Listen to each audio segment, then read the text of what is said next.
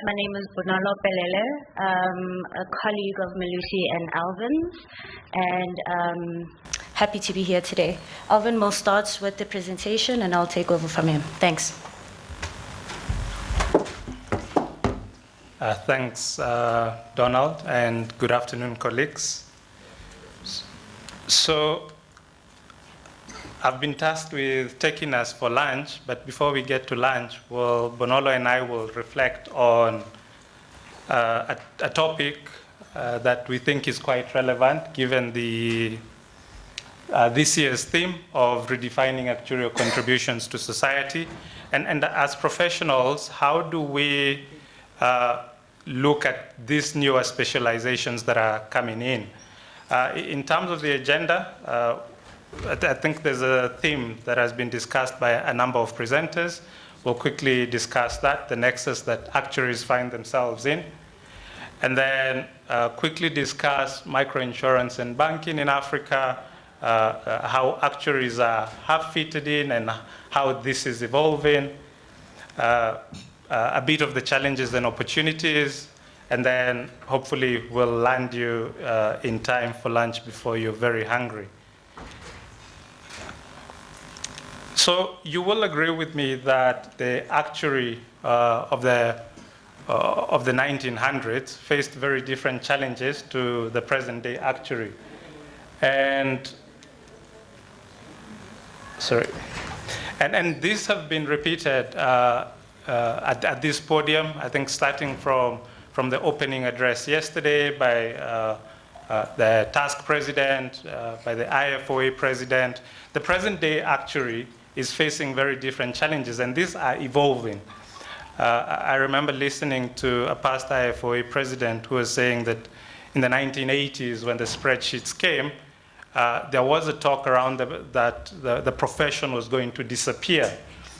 And what actually ended up happening is that actuaries were able to redefine themselves and prove to society that what the spreadsheets are going to do, they're going to help actuaries stop working with pen and paper and actually become more innovative.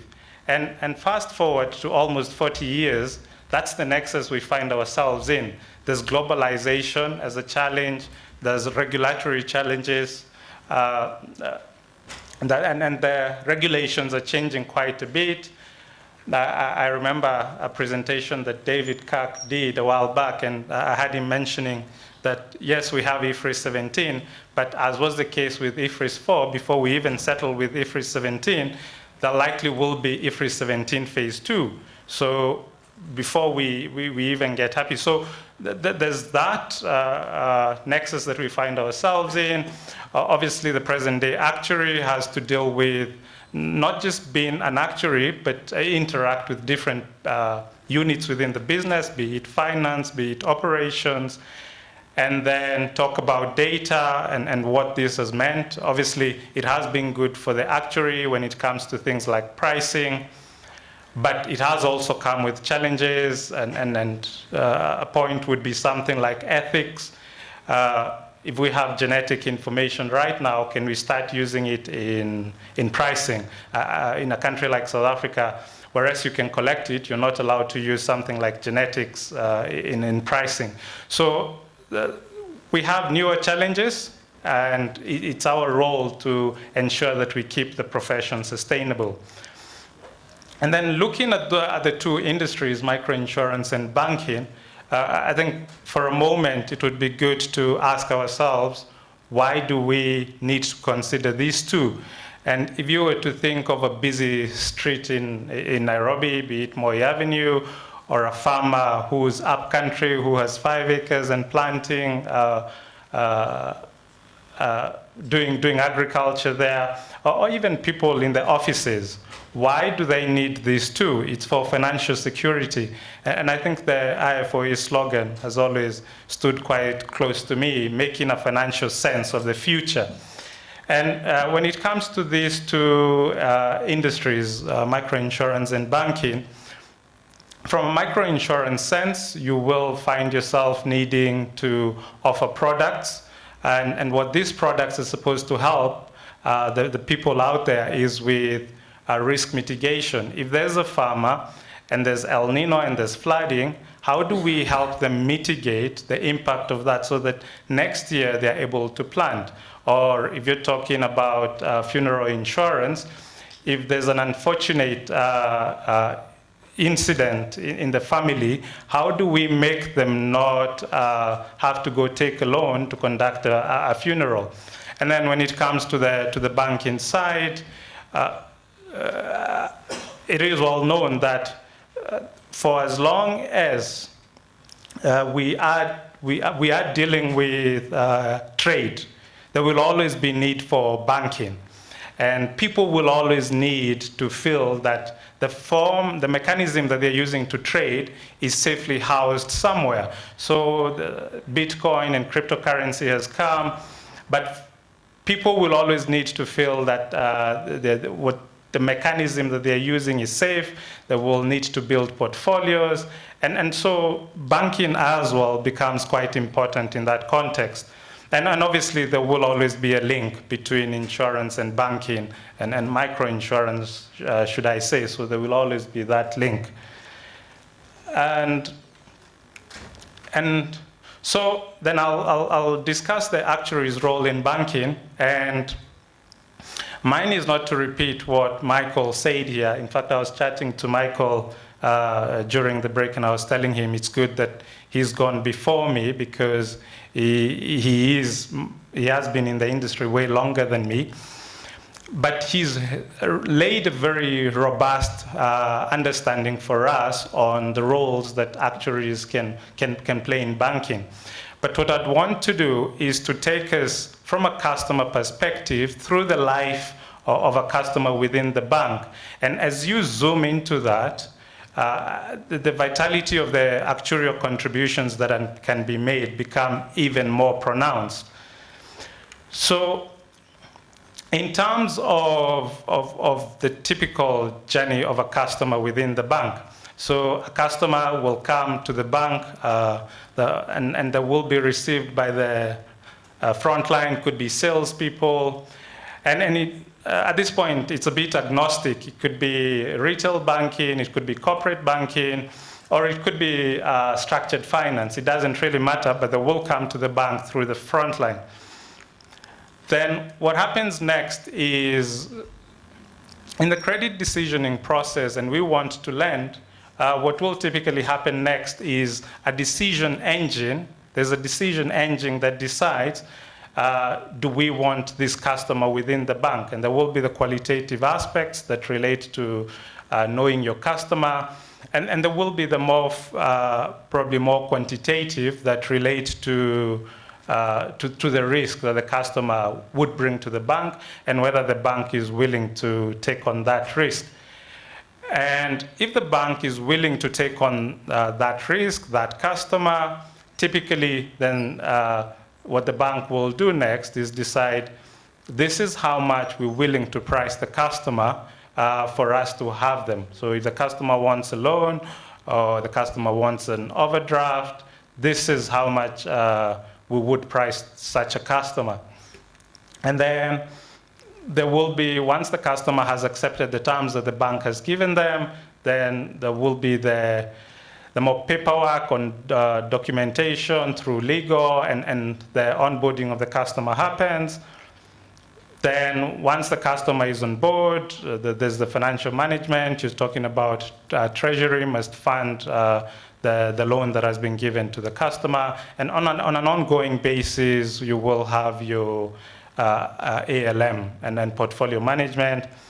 And for as long as we want to keep the customer within the bank for as long, then you will have relationship management. So that would be the journey of a customer within a bank. And the question becomes, what are the actuarial touch points within the bank? 1 in 4 typically will not involve an actuary. They're more admin related. So you won't have an actuary doing any of those. But and it could be an actuary, as Michael said, it could actually be the skill set. Then for the others, there are places where an actuary can contribute quite a bit, and I will discuss the other 4. for us. So the first one would be in the decision engine, and at the decision engine stage, you're obviously talking about the scorecards. And an important aspect when it comes to the scorecard is risk appetite, right? So yes, there's a scorecard, and it's very easy to come up with a hard and fast rule and say, if the scorecard, in the scorecard, we just want a cutoff of, let's say, a score of 650, for instance. But if you have a very quantitative person who can dig into this data, then they are able to actually tell you, no, if you use a cutoff of 650, you're probably missing out on customers between a score of 600 and 650 who would have brought you more value over time. And by so doing, denying the customer a product, but even for the business, losing out. So some reflections on the decision engine. How much can you score? That would be a good question to ask. So the actuary comes and designs a scorecard. And then there's the more nuanced questions of how much can you score? In South Africa, actually, you can score as much as 10 million rand without a credit involvement, right? Now, if I was to translate that, that's around 80 million shillings. It's quite a bit. And maybe it's not for the Kenyan banking sector to start scoring straight through from onboarding, from the customer coming to the front line until the end, 80 million. But maybe the banking sector can start small. And the only way that can happen is if we, with our skill set, go there and prove to the institutions that actually you wouldn't make as much losses as you believe. And a big important question that I think we need to ask ourselves, particularly in the banking sector and from my experience in the banking sector, is whenever we go and present our skill set and what we're doing, it will always be important to ask ourselves, what's the income statement and balance sheet impact, right? So we are privileged in the sense that we do a quantitative degree that also has some financial elements in it. So we're able to analyze the income statement and the balance sheet. And it will always be important, if we're going to win strategic management, to show them at each of these stages that we can contribute, what's the income statement and balance sheet benefit. So for instance, in a scoring sense, it would be a case of showing them that if you were to do scoring for a loan of between maybe 50,000 to 5 million, you will save 60% of the cost. And actually, you do save quite a bit from our experience. And then when it comes to the pricing engine, you obviously want to price correctly. But an interesting model that has come up, and I think we can also contribute quite a bit to this, is the shared value banking model. And Discovery Bank in South Africa has really been the leader there, but particularly other banks like the FNB Bank in South Africa. And then the shared value is not really a banking-specific concept. It's a wider concept around aligning the financial success of the organization and the customers. And I think we do a lot of work on the insurance side, but on the banking side, asking ourselves, if we can monitor the behavior of the customer, and the customer can prove to us that they're a good customer, and we gave this customer a loan, can we 2 years down the line change their interest rate and make it lower? So we are, as a bank, you'd be able to keep this customer for longer, and the customer is also benefiting here. And once again, always important, and I will repeat it maybe 2 more times, that if we can be able to prove the income statement and balance sheet benefit to the EXCO, it becomes quite helpful for them to agree that there's value.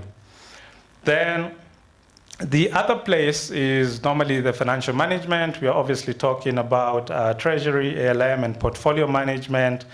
And typically, we will have collected collateral from the customer, for instance, 5 years ago. And in some cases, we collect collateral, but it's not perfected. Perfected, I think, is a legal term that says we can use this collateral in the legal sense. If it's not perfected, because we can be able to look at all of this data, we can be able to go and advise management that if all of this collateral that's not perfected was to be perfected, we'd save quite a bit on our capital and ECL calculations, the provisions that the banks need to hold. And equally, sometimes we find ourselves holding collateral for way too long. So maybe the collateral came in 10 years ago, the loan is paid off, but we're still holding it. Obviously, holding collateral has a cost, so why should we keep holding? And if we're able to go and prove this to the decision makers, it becomes quite helpful in our role being accepted within the sector. And then finally, on the relationship management, we're talking about big data. We want to keep this customer as long as we can. And smart analytics becomes quite important. Can we be able to predict when the customer will leave the bank? Are there behaviors we can look at? If it's a retail customer, their transaction data. If it's a business banking customer, can we look at their behavior, the deposit behavior, and say, maybe this customer has gotten another account with another bank? And it could be in terms of the products that we offer. So it's a term called vertical sales integration, where as a customer stays longer within the bank, you want them to get more products. But by looking at their data, you can be able to preempt when they will need a certain product. If you start seeing maybe in their transactional data, there's stories about baby shower or someone has booked a visa, you can be able to preempt that they're traveling and you can offer them products. So that would be the more pronounced role that we see from our experiences. We've seen that an actuary can provide in the banking sector. And I hope that as we redefine the actuarial contribution, we will embrace this more. I'll invite my colleague Bonolo to speak around the evolving role within microinsurance. Thank you.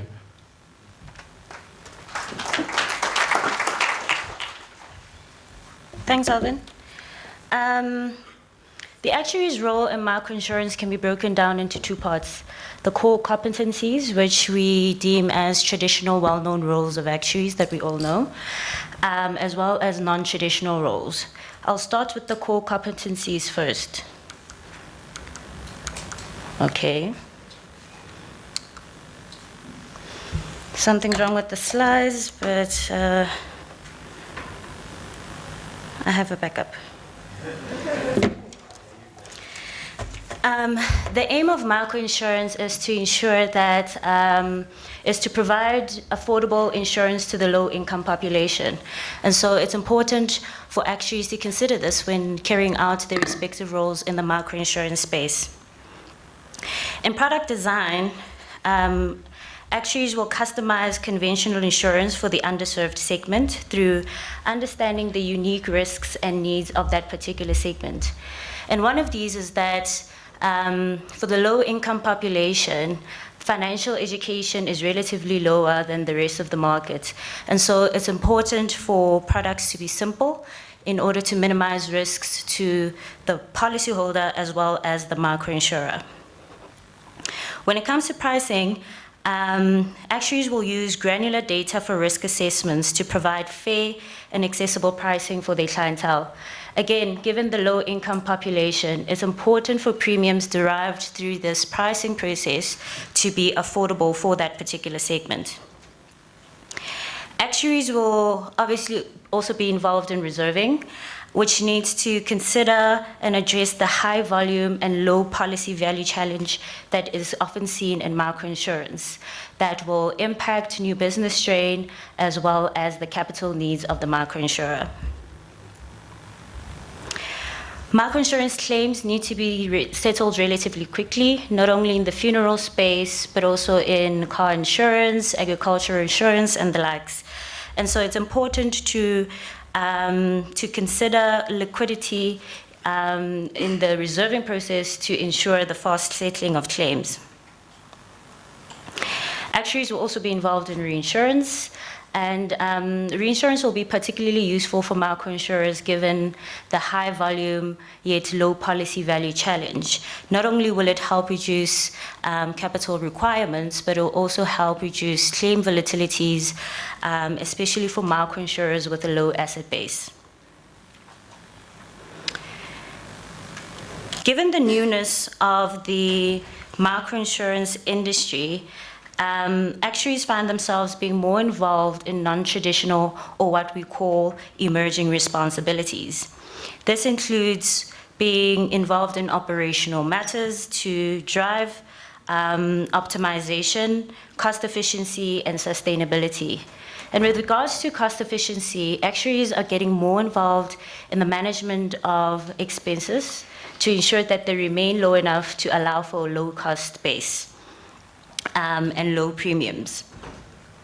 It also includes being involved in commission optimization to balance the need of having a low expense base with equitably remunerating your sales agents to drive the correct behavior. Actuaries have always been involved in governance and regulatory frameworks, but more so with microinsurers, given not only the newness of the industry, but also that a lot of players in the microinsurance space tend to be relatively new to the insurance space as a whole, and so require a little bit more guidance and assistance than traditional insurers. Another area that actuaries find themselves being more involved in is strategic discussions. Given the low premiums that are inherent in microinsurance products, margins tend to be relatively low. And so actuaries are getting more involved in initiatives for growing the business, including sales strategies of finding where it's more optimal to sell specific products in specific locations or territories. They're also getting more involved in traditional project management, and this speaks to the adaptability of the actuarial skills. For example, in South Africa, some of the microinsurers are in more closer relationships with funeral parlors. In the fact that some of them own their own parlors, some of the parlors are actually invested in microinsurers, and so that relationship is a closer one than just underwriter and funeral parlor. And so it's important for the microinsurer, and by extension, its actuaries, to become more involved and understand the funeral parlor business more and get entrenched in the mechanics. Okay, let's see if this is working. Cool. I'll move on to the challenges in microinsurance, banking, as well as the shared challenges across both. In microinsurance, designing simple products for unfamiliar populations has been particularly a challenge due to the lack of reliable and sufficient data. And this issue is exacerbated for microinsurers in South Africa, given that the regulations limit the underwriting that microinsurers can perform. A lot of training on the unique nuances on the target market is also still required, given the newness of the industry, not only on the part of the actuary, but broader management as well. In banking, a challenge is better aligning financial product design with risk and regulations. And overcoming this challenge would mean that products designed in the banking space meet a wider range of customer needs while still adhering to banking specific regulations. And with emerging fintech, how to use traditional actuarial skills in meeting digital banking needs. And this is where actuarial analytical skills can come in terms of analyzing data to extract the relevant information and insights. And perhaps the shared challenges across both microinsurance and banking include integrating technology in traditionally low-tech environments like rural areas, where the population isn't necessarily tech-savvy. And perhaps this may necessitate education drives in these areas, but it also forces actuaries to be more innovative in designing simple tech products that are intuitive to use. I've mentioned this, managing limited or unreliable data is an issue across both microinsurance and banking. Responding to economic volatilities, including interest rate fluctuations and market downturns. We've seen with recessions where insurance policyholders are likely to lapse their policies given a reduction in disposable income, retrenchments, and the likes. But this is more exacerbated for microinsurers, given that the target market is already characterized with low disposable income and low savings. And for banks, we will see in recessions that there are fewer deposits and way more withdrawals. And perhaps the last shared challenge is navigating the evolving regulatory challenges and changes. Given the frequent changes in insurance and banking regulations, it's important for actuaries to be more agile in responding to these changes, not only in a cost-effective manner, but also in a timely manner as well, in order to minimize disruptions to operations as well as the customers.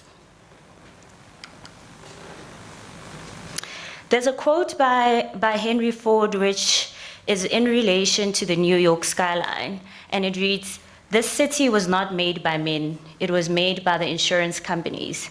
And perhaps we can include banks in this quote.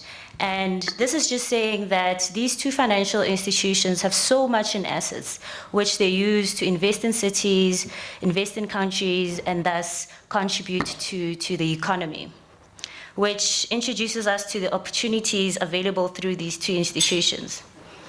In microinsurance specifically, developing risk models and introducing new types of coverage for the target demographic is an opportunity. This will help reduce the large insurance gap that we see, as well as the income gap, and improve the state of living of those in the lower income population. In banking, designing products using new actuarial skills using new actuarial insights is an opportunity, including using actuarial techniques in the measurement of the impairment of assets, as well as capital planning. These are new areas that actuaries can actually be more involved in. Another opportunity is the evolving roles in credit risk modeling, and I think Michael also touched a bit on that. Not only in minimizing credit risk, but also in extracting sufficient value from the use of credit. And perhaps the shared opportunities include using technology to streamline operations, risk assessments, and to reach remote customers. And perhaps this is an area where actuaries can become more involved in machine learning as well as artificial intelligence. Leveraging interdisciplinary collaboration for cross-selling products is an opportunity. We've seen one of the banks in South Africa uses a point-based system that allocates points based on the customer's level of savings, their use of credit, as well as the level of insurance coverage that the customer has. And they use these points to offer individualized rates, interest rates on credit and investment products. And we see those types of products and initiatives increasing into the future. And perhaps the last opportunity we've noted is navigating the challenges in emerging markets by integrating both traditional and digital strategies. Again, AI, machine learning, and all of that. As a reflection, what have actuaries done and what can they continue doing in terms of empowering positive change? Financial inclusion, playing a critical role in designing affordable products. And perhaps this also speaks to the next point of helping communities become more resilient to external financial shocks.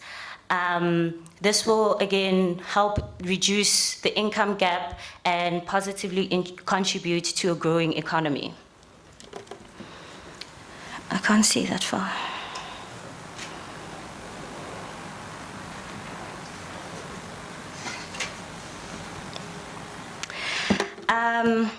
The next is driving sustainable growth. By assessing risks and returns, actuaries will continue aiding in sustainable investments, driving long-term growth in sectors like infrastructure, healthcare, and education. We've seen a lot of developing countries struggling with things like infrastructure and education, especially healthcare. Which we've seen initiatives coming through NHI and all of that. So actuaries will need to be more involved in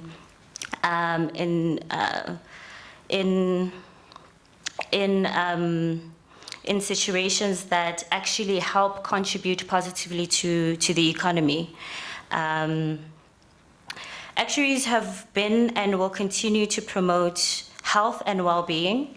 In the health sector, actuaries work on linking lifestyle to risk beyond the traditional risk factors like smoking status, but also factors that are more that make more sense in the 21st century and the day that we live in today. Factors like the level of physical activity, mental health, the consumption of healthy or unhealthy food, and the likes. We've also seen insurers offering lower premiums for customers who make better lifestyle choices, and these are the type of products and initiatives that we see continuing into the future.